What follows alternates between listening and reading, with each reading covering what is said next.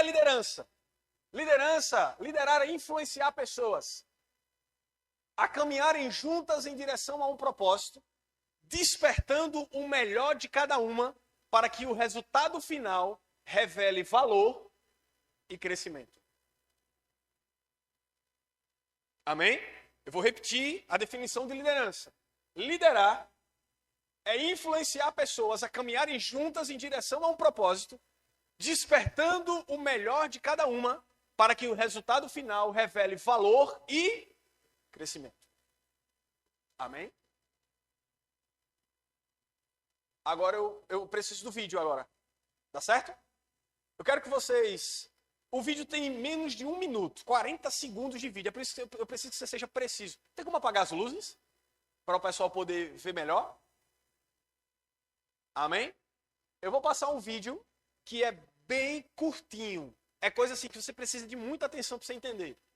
Tá? Esse vídeo fala sobre liderança.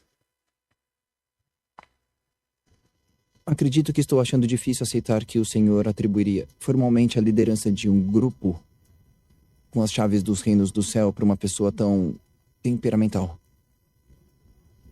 Sei que o termo é uma metáfora, mas ele não age como uma pedra.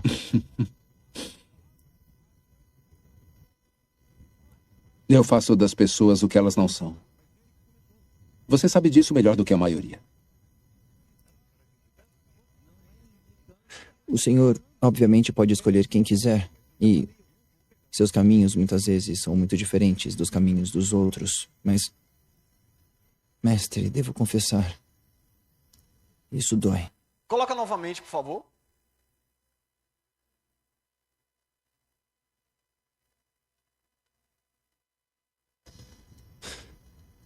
Acredito que estou achando difícil aceitar que o Senhor atribuiria formalmente a liderança de um grupo com as chaves dos reinos do céu para uma pessoa tão temperamental. Sei que o termo é uma metáfora, mas ele não age como uma pedra.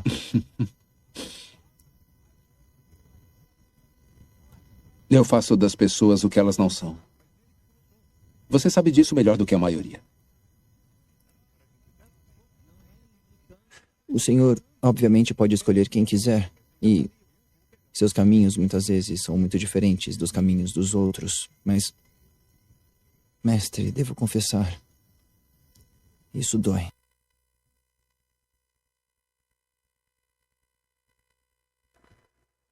Pode acender as luzes.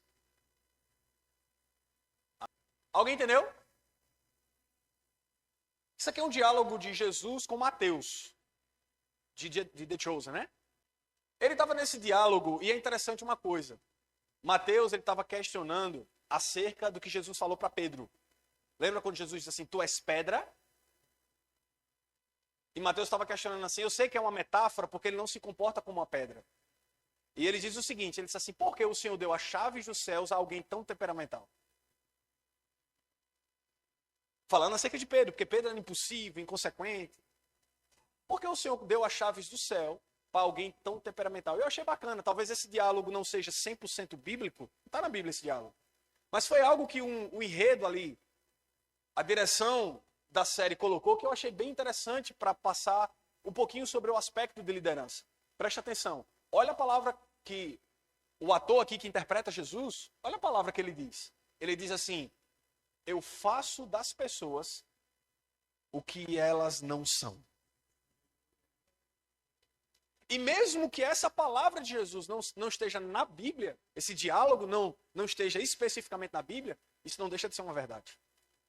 Porque Jesus, quando ele acredita em alguém, mesmo sem a capacidade para cumprir, para fazer, ele transforma, ele dá ferramentas, ele acredita, ele concede a força, a habilidade e a capacitação para que você cumpra o que ele determinou.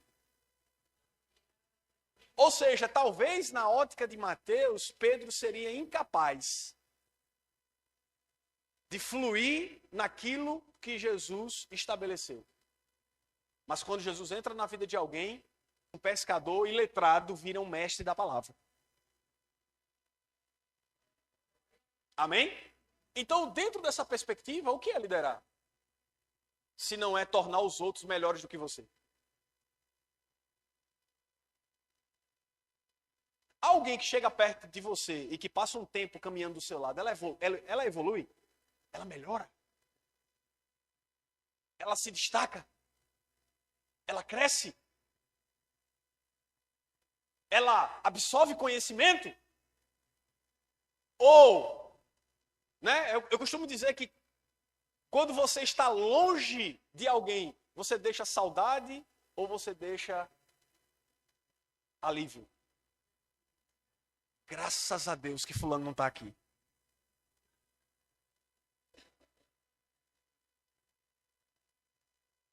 Eu já conheci muitas pessoas que deixam alívio. Fulano saiu. Oh, Jesus, que coisa maravilhosa. Ele não está. Pensa numa paz. Mas eu também já conheci pessoas, meu Deus, fulano não está aqui. Como eu queria que ele voltasse, como eu queria que ele ficasse perto de mim. Como eu queria que a gente conversasse 1 hora, 2, 3 horas. Como é bom ficar perto dele. Ou seja, pessoas, sabe, que precisam se posicionar no que Deus determinou, eles provocam uma influência tamanha ao ponto das pessoas à sua volta querer estar por você, talvez não por aquilo que você tenha para oferecer, mas por aquilo que você carrega dentro do seu coração. Isso é liderança. É você estar a todo momento influenciando por aquilo que já está dentro. Ou seja, nós não nos esforçamos para influenciar e tocar. É algo que aquilo que está dentro exala pelo nosso comportamento, pelas nossas atitudes, pela nossa fala. Amém?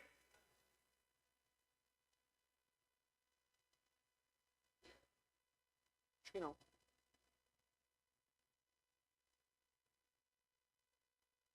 Aí. Liderança 360. Começa com a quebra do mito de que só lidera quem ocupa o topo. Aquilo que eu falei no começo. Eu só vou liderar quando eu estiver acima. Eu só vou liderar quando eu estiver no topo. Ou seja, quando eu for pastor, quando eu for líder, quando nós entendemos que liderança faz parte da vida. Você está tomando decisões difíceis diariamente, sim ou não? Todos os dias é dia de tomar uma decisão difícil. Então você tem que ter sabedoria para tomar a decisão correta. Não é?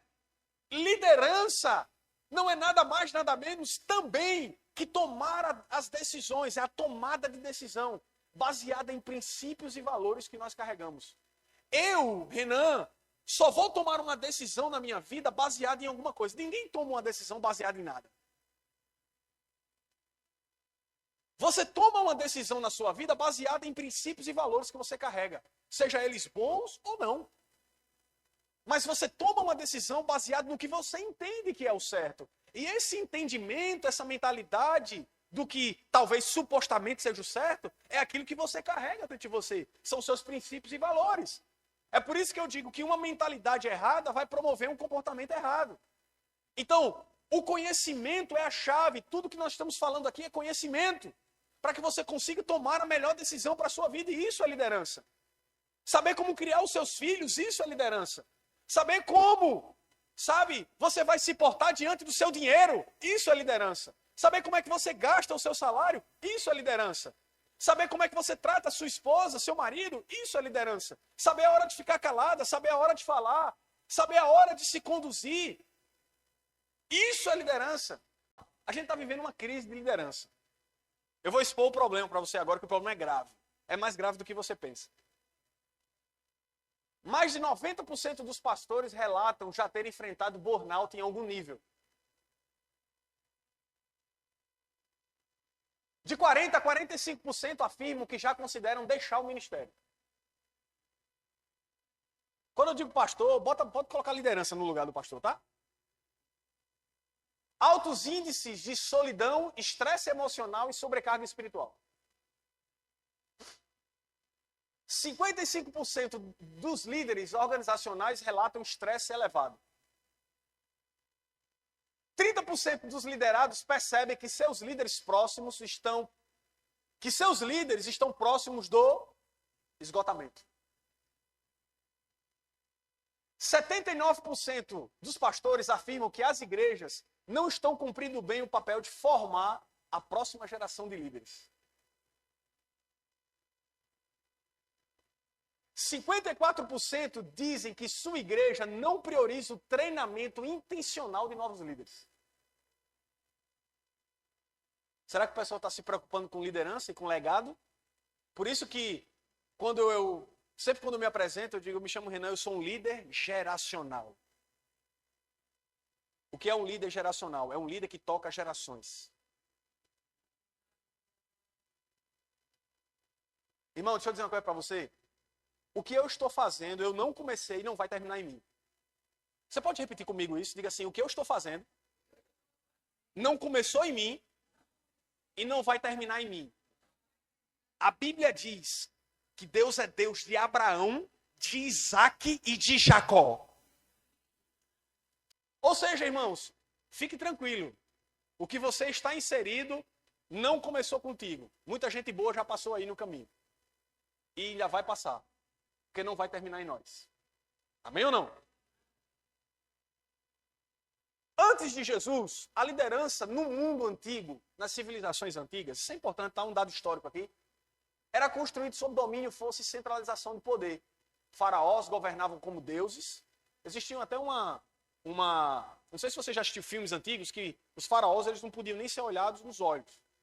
Porque havia uma cultura de que o faraó teria que ser tratado como um deus. Inclusive, ele se considerava uma própria divindade de Deus. As pessoas, quando chegavam diante dos faraós do Egito antigo, elas tinham que se curvar, porque elas não poderiam, elas tinham que esconder o rosto do faraó. Né? Isso era a cultura mesmo.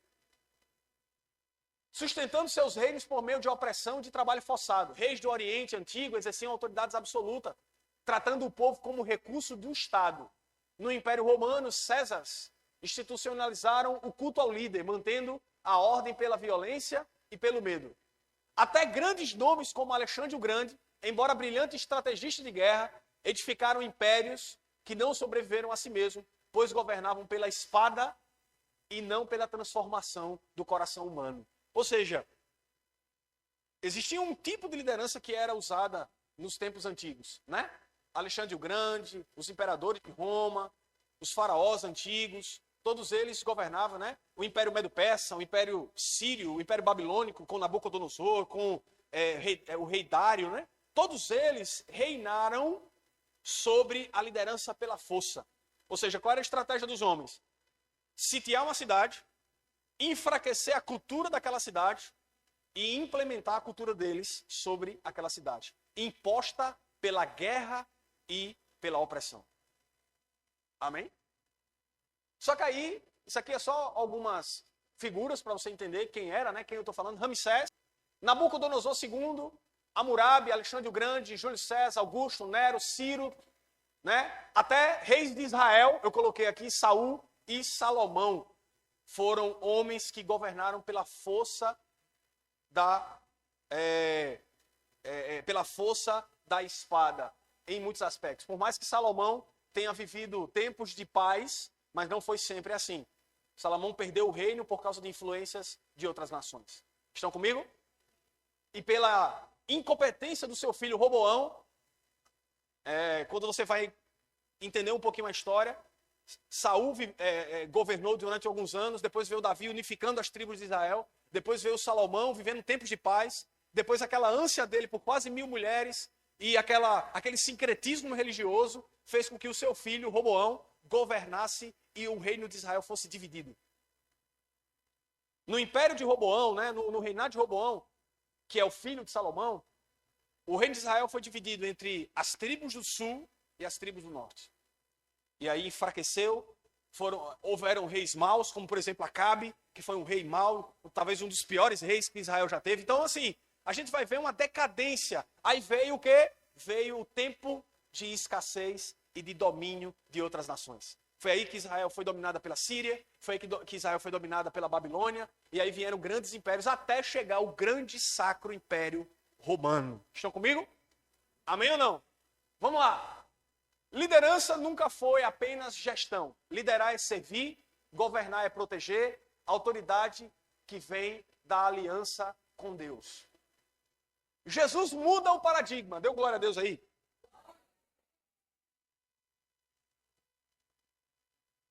E como é que Jesus muda? Introduzindo ao mundo uma nova forma de liderar. Ou seja, os grandes reis e líderes que governavam pela força, que exerciam autoridade, agora precisariam aprender com Jesus, porque ele era a autoridade que serve. O líder que se doa. O pastor que pega a enxada e vai fazer cimento. Que vai servir os irmãos. Ou seja, a liderança que se move por atitudes de serviço. E não mais apenas pelo comando de uma voz grossa. Ou seja, liderança não é apenas mandar, mas é provocar influência a partir do exemplo maior, que é servir. Quer entender as necessidades das pessoas e se colocar no lugar delas em compaixão. Ou seja, quando nós lideramos como Jesus, nós entendemos que aquilo que está na vida do outro, a necessidade do outro e aquilo que está no coração do outro deve ser priorizado, acima, muitas vezes, dos seus próprios desejos. Quem está disposto a liderar como Jesus? Jesus rompe com os modelos de liderança baseados em poder e status e ele representa um novo caminho, diga assim, um novo caminho. Chegou o tempo em nome de Jesus. E eu tenho buscado servir as pessoas, ensinar as pessoas a elas entenderem quem elas são, a entenderem o seu propósito, a caminharem com a sua liderança, para entender que tudo aquilo que você está fazendo não termina em você. Tudo aquilo que você está semeando hoje em palavras e atitudes vai impactar a vida dos seus filhos, dos seus netos e dos seus bisnetos. As pessoas não entendem isso, mas todas as nossas atitudes hoje impactam a vida dos nossos filhos e netos amanhã. Ou seja, o legado espiritual que você deixa é muito importante para a tua geração. E muitas vezes nós não nos atentamos porque achamos que estamos num nível muito bom. Isso é chamado, em alguns aspectos, de pessoas egocêntricas. Você precisa colocar o ego debaixo dos seus pés. Você sabe o que é ego? O egocêntrico é aquele que tudo aquilo que ele faz está sempre melhor do que o que as outras pessoas fazem.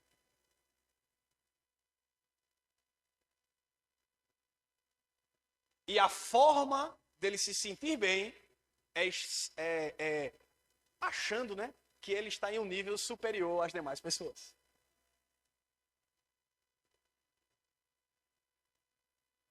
E a Bíblia diz que para essas pessoas, Deus ele muda de esquina. Essas pessoas não caminham com Deus. A Bíblia diz que Deus resiste ao soberbo. A soberba é um dos sentimentos mais perigosos no coração de um filho de Deus. Porque ele faz que a soberba, ela introduz um sentimento que o errado parece certo.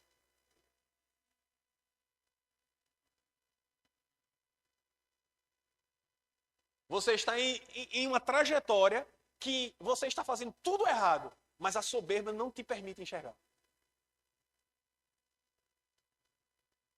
E muitas vezes aquele caminho errado, aos teus olhos, parece certo. Por quê? Porque na tua cabeça está certo. E por quê? Talvez nem você mesmo saiba responder.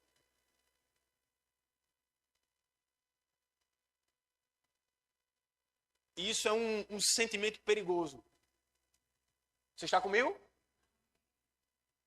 Ciclo de formação de pessoas. Olha para cá, para a tela. Vamos lá. Como é que eu faço para mim conseguir desenvolver uma liderança? Eu. E alguns aqui caminham comigo diretamente. Mas muitos aqui não têm, muitas vezes, a sensibilidade de sugar nos momentos que precisa sugar.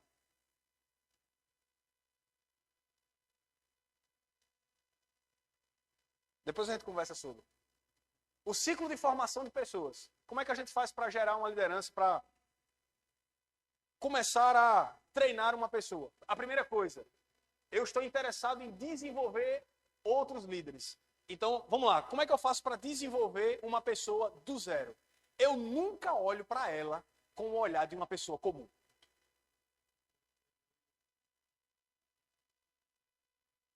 pode ser o irmão que acabou de nascer de novo.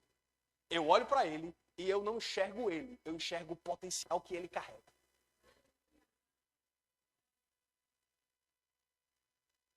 Então, um líder, ele não olha para alguém com um olhar comum.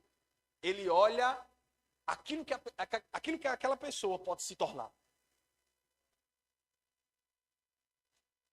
Então, partindo dessa perspectiva, um líder acredita nas pessoas, irmão.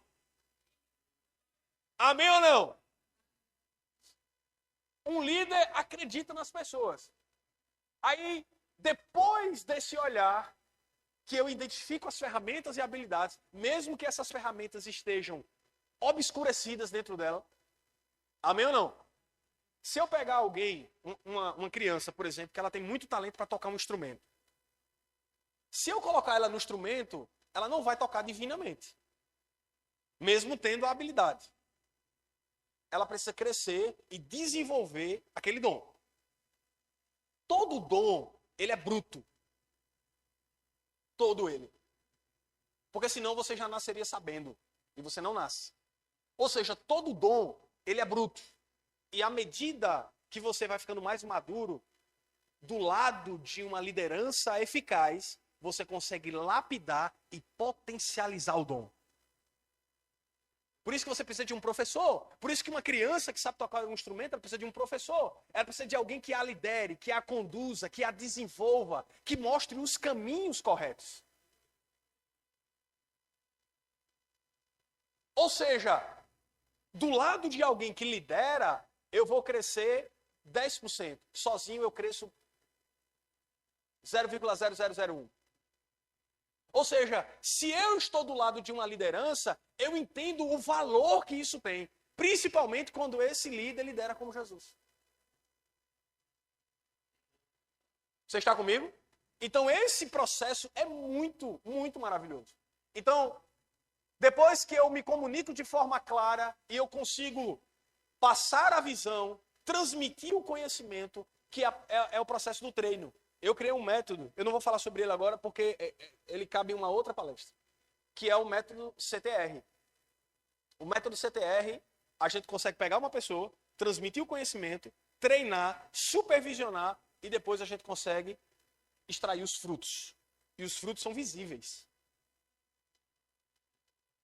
Amém ou não? Então, esse método de treinamento é um método que a gente consegue caminhar, mas eu não consigo fazer ele em grupo. Você sabia como ele é maravilhoso, esse método? Eu só consigo fazer ele de forma individual, porque eu acompanho passo a passo do avanço e dos frutos dessa pessoa. Por isso que discipulado, mentoria, não é assistir um vídeo. Mentoria é caminhar junto. Por isso que o maior método de liderança foi o método de Jesus, porque não tem outro melhor, que é tomar café, almoçar e jantar e dormir e caminhar junto a vida. Ou seja, esse é o maior método de liderança. Como com algumas pessoas a gente não consegue fazer assim, mas irmão, deixa eu dizer uma coisa para você. Com quem a gente consegue, o ideal é que seja assim. Ou seja, é caminhar com a pessoa. É você verdadeiramente participar do que essa pessoa participa. Caminhar junto não é apenas ouvir o que ela tem a dizer, é você acompanhar os passos. Amém? Glória a Deus. Depois desse processo, aí o que é que eu enxergo? Aquela pessoa já na posição que Deus a chamou para estar. Por quê? Porque eu já penso na sucessão, em coisas maiores. Eu penso no legado. Eu penso no amanhã. Então, alguém que começa hoje, ela já pode caminhar partindo para o objetivo pela qual Deus planejou para ela. Para que ela consiga estar na posição que Deus planejou para a vida dela. Ou seja, meu irmão, você precisa entender e dentro do seu coração traçar as metas necessárias para você chegar em algum lugar. Você sabia disso? Aonde você vai estar daqui a 5 anos? Vou estar na terra, pastor. Vou estar por aqui. Quais são os teus objetivos profissionais? Quais são os teus objetivos espirituais? Ficar rico jogando tigrinho.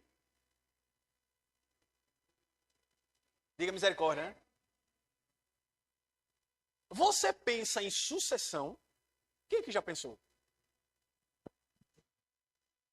Alguém aqui já pensou em sucessão?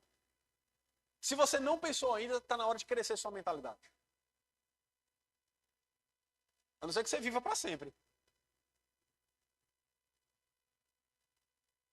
Se hoje você deixar de fazer o que você faz, alguém faz por você com a mesma autoridade, excelência e habilidade, alguém faz.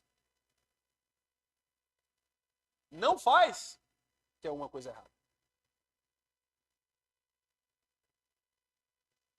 Ou seja, pensar em sucessão, pensar em legado, é justamente aquilo que Jesus falou. Nós precisamos liberar o conhecimento, caminhar com pessoas, transmitir aquilo que nós carregamos. Está comigo? Legado. Eita glória! Gênesis capítulo 40, versículo 8. Isso aqui é maravilhoso, já estou quase lá. Vamos lá. Cheguei mais da metade aqui. A Bíblia diz que o faraó teve um sonho e ninguém conseguia interpretar. José, o filho mais, né, um dos filhos mais novos ali de Jacó, né? O mais novo era Benjamim, aí tinha Jacó que ficava ali na portinha, tinha José que ficava ali na portinha, e José, a palavra de Deus diz que ele foi vendido como escravo para o Egito, e aí ele passa todo aquele perrengue que a gente já sabe. Anos como escravo, foi injuriado, foi caluniado, foi pro calabouço, aquela coisa toda. Depois de tanto tempo, a Bíblia diz que o faraó teve um sonho e não tinha ninguém que dissesse o que o sonho significava. Só que quando a gente vai partir de um ponto de preparação, José não vivia uma vida comum. Mesmo sendo um homem simples, irmão. Mesmo sendo um homem talvez sem expressão. Mesmo sendo um homem que, quando a gente vai olhar para a vida dele, ele não tinha status nenhum. Escravo, injuriado, preso, não tinha vontade própria para nada, não podia sair para lugar nenhum, não tinha expressão, não era um político, não era rei, não era governante, não era nada. Não ocupava nenhuma posição de destaque, nada. A palavra daquele homem talvez não tivesse voz para muita gente. Mas aonde Deus colocava ele fazia a situação que ele estava inserido mudar. Seja no calabouço, seja na casa de Potifar, algo mudava. Tudo aquilo que José tocava, prosperava. Ou seja, é um ponto de influência que a gente diz assim, meu Deus, verdadeiramente Deus é na vida desse cara. Porque aonde ele chega, coisas são mudadas. Ou seja, é um princípio de liderança poderoso. Ou seja, na prisão o cara faz diferença. Na sua casa você pode fazer a diferença. No seu trabalho você pode fazer a diferença. Você pode fazer a diferença aonde quer que você chegue. E isso não limita. Eu não sou gerente, eu não posso dar uma opinião. Eu não sou líder, eu não sou gestor, então eu não posso fazer. Eu não posso influenciar de alguma forma. Meu irmão, pastor, você não sabe, eu trabalho limpando as cadeiras, que seja a melhor limpeza que você puder fazer, gerando influência, excelência e explorando dentro de você o máximo de força de trabalho e de vontade que você carrega. O problema é porque muitas vezes não estamos sendo vistos e achamos que isso não importa. Que essa estação do anonimato, ela é uma estação qualquer. E eu te digo uma coisa, se você não está sendo visto hoje, seja fiel.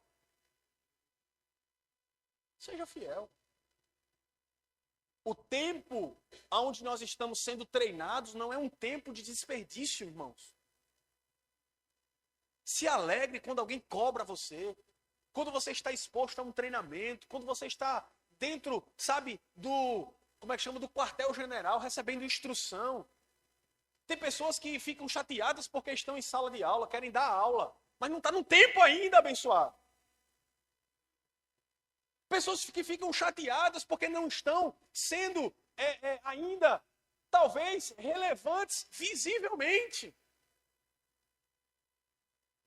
Amém? E não sabem o poder que há em fazer aquilo que Deus confiou a você com excelência, ousadia e influência. Saber que existe um poder glorioso quando nós fazemos aquilo que Deus nos chamou para fazer. Isso é liderança. Liderar como Jesus é colocar a necessidade das pessoas acima do seu, o desejo do outro como prioridade e entender que as pessoas são importantes.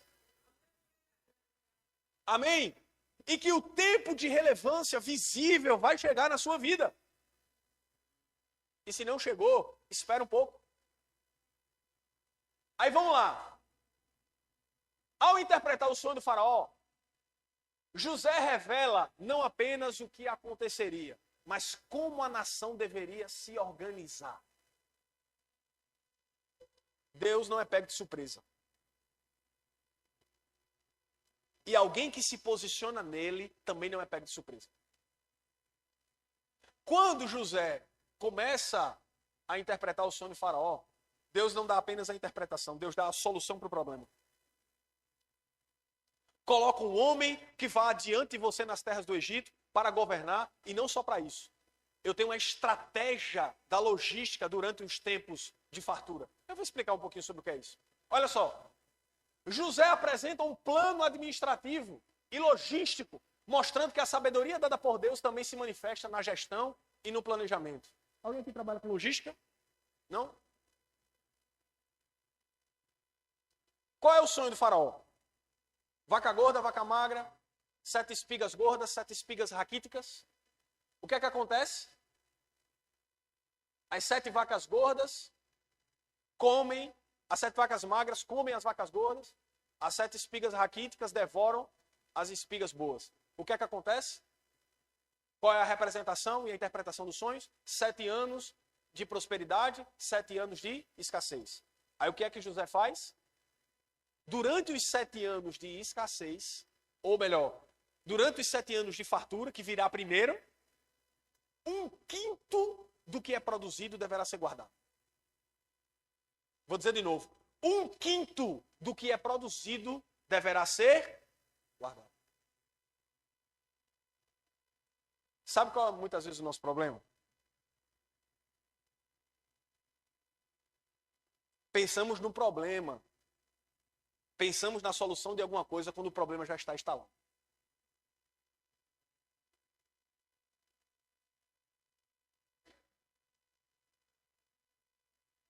Visão antecipada gera provisão. Vou dizer de novo. Diga assim, visão antecipada gera provisão. Ajunte-se a 5ª parte da produção da terra nos 7 anos de fartura. José propõe coleta organizada, controle de produção e reserva estratégica. Está na Bíblia isso, viu? Assim ajuntou José muitíssimo cereal, como a areia do mar, até perder a conta. Gênesis 41, 49.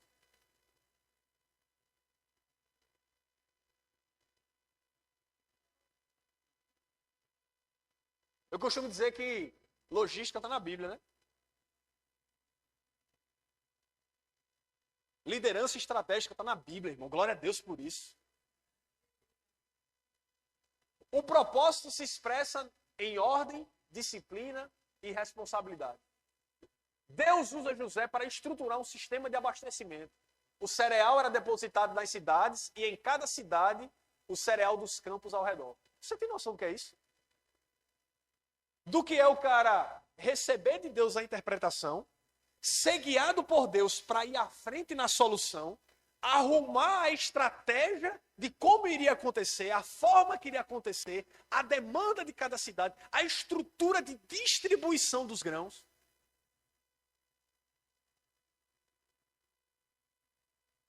Assim ajuntou José, olha o que a Bíblia diz, ajuntou José muitíssimo cereal como a areia do mar. Preste atenção numa coisa, o texto bíblico descreve um modelo descentralizado de armazenamento. Quem se prepara no tempo de abundância sustenta o tempo de escassez. Anote isso.